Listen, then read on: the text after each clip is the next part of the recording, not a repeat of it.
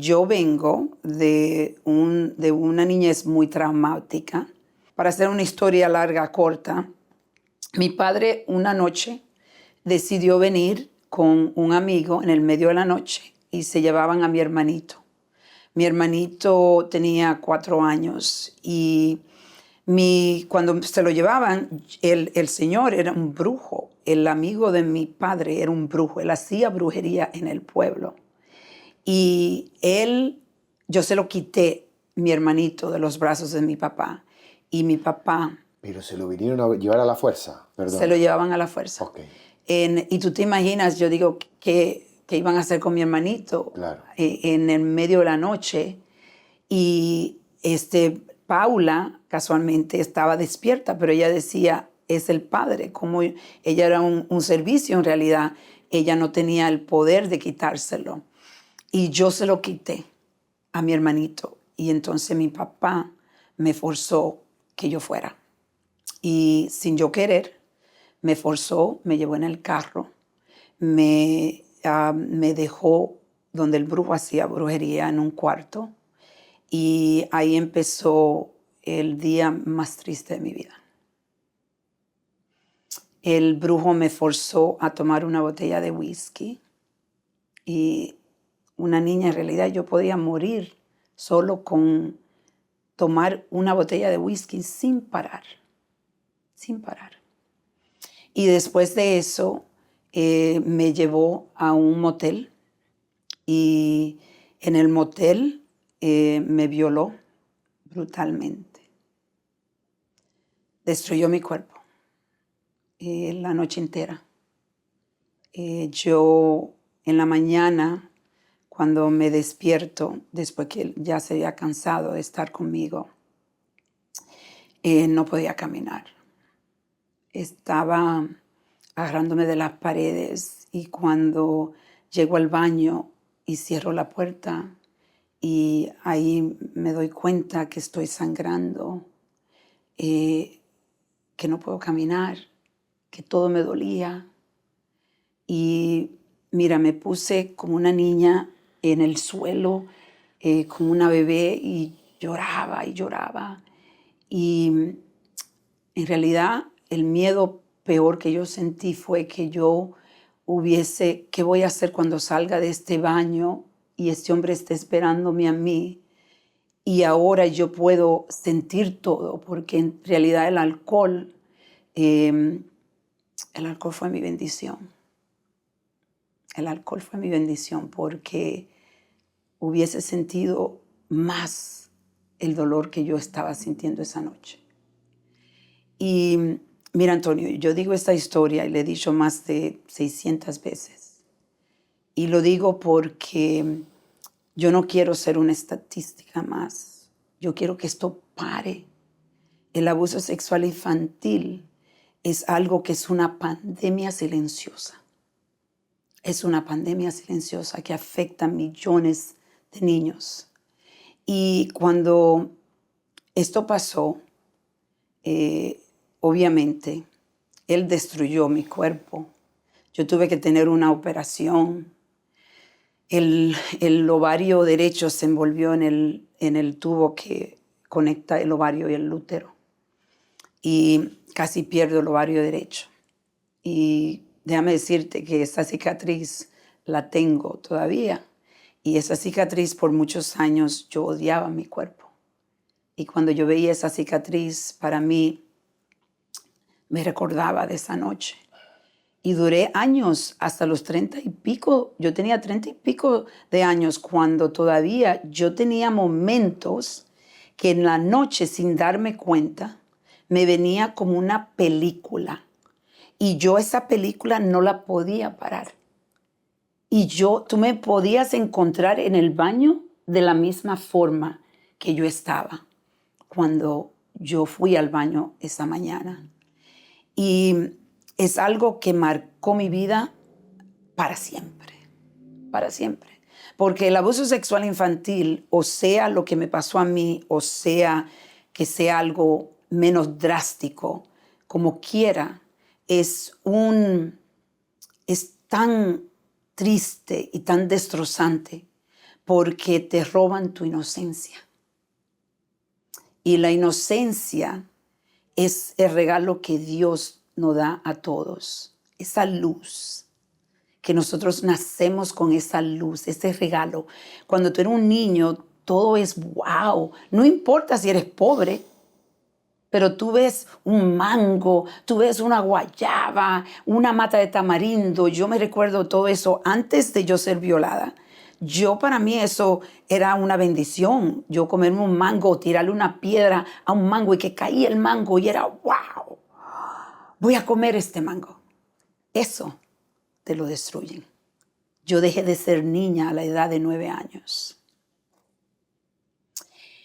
Y es algo que obviamente tú lo escuchas en mi voz, que lo siento todavía, porque el cuerpo lleva la cuenta.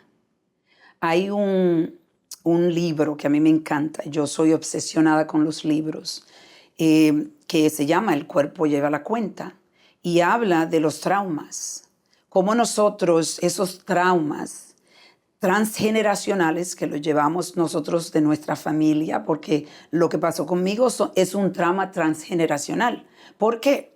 Porque mi padre, obviamente, no sabemos lo que le pasó a mi padre que se volvió alcohólico, porque tú te vas a sedar el dolor, porque a veces el dolor es tan grande que tú empiezas a sedarlo con alcohol, con drogas, con pornografía, con muchísimas cosas, abusando otros niños, porque tenemos esos traumas que los pasamos de familia a familia.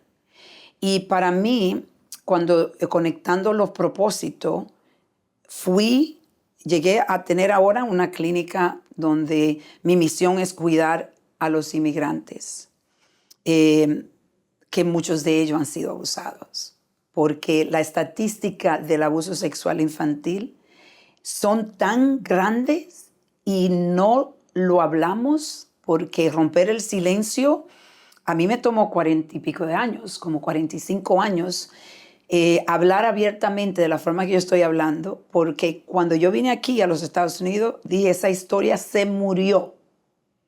Ya yo no hablo de eso, ya yo estoy curada, y eso se quedó en la República Dominicana, pero no, ese trauma estaba conmigo diariamente.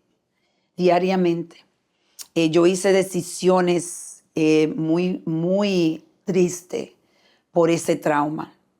Y todo es conectado, porque yo veo donde yo estoy ahora y yo he visto cómo, por un ejemplo, cuando viene al abuso sexual infantil, yo tengo un movimiento que empezó cuando escribí este libro. Yo digo no más. Y este libro está escrito porque mi hijo, uno de mis hijos, me lo pidió, que escribiera el libro. Y yo decidí que en este libro yo iba a hablar auténticamente, vulnerablemente, de todo. De lo bueno, lo malo, todos mis errores que muchas personas no hablarían porque uno se juzga. Pero yo aprendí a no juzgarme más. Aprendí a amarme más. Para poder llegar aquí han sido muchos años. Ahora mismo, son 40 años de sanación que yo estoy en esta trayectoria.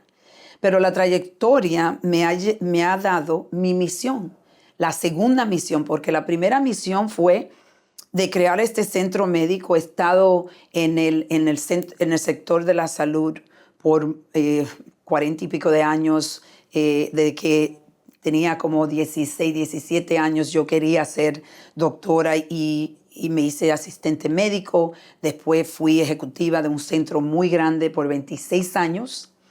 Y después de esos 26 años, en este proceso, como te digo, si tú vas a mi niñez, tú dices, ¿cómo es posible que ella pudo llegar a hacer todo lo que está haciendo?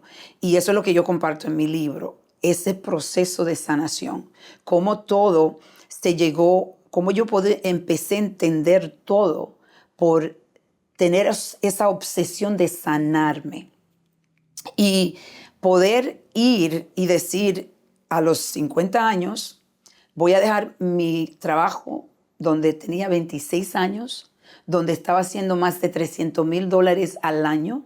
Y yo dije, lo dejo porque yo voy a crear un centro dedicado a la comunidad latina, a los inmigrantes, a las personas que no tienen seguro. Yo voy a buscar la forma de ayudarle porque yo entiendo el negocio de la salud. Porque ya tenía 26 años creando un negocio multimillonario de 250 empleados que eran mis empleados en ese tiempo. Y ahí empezó el propósito de la salud. Después yo dije, bueno, ya esto es lo que yo voy a hacer por el resto de mi vida. Voy a empezar este centro. Tengo un centro de urgencia, doctores de primaria, ginecólogo, neurólogo, doctores de los pies, cardiólogo, gastroenterólogo. Y mi meta era duplicar los servicios de la forma que yo sabía que existían, la salud con dignidad para nuestra comunidad latina, porque yo cuidaba a la comunidad rica. En el sitio donde el centro que yo pasé 26 años es una de las ciudades más ricas de los Estados Unidos, es la número 5 más rica.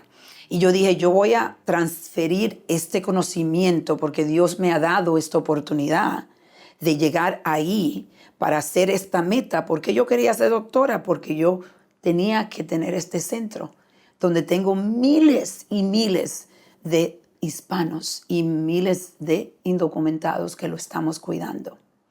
Ese fue mi primer propósito.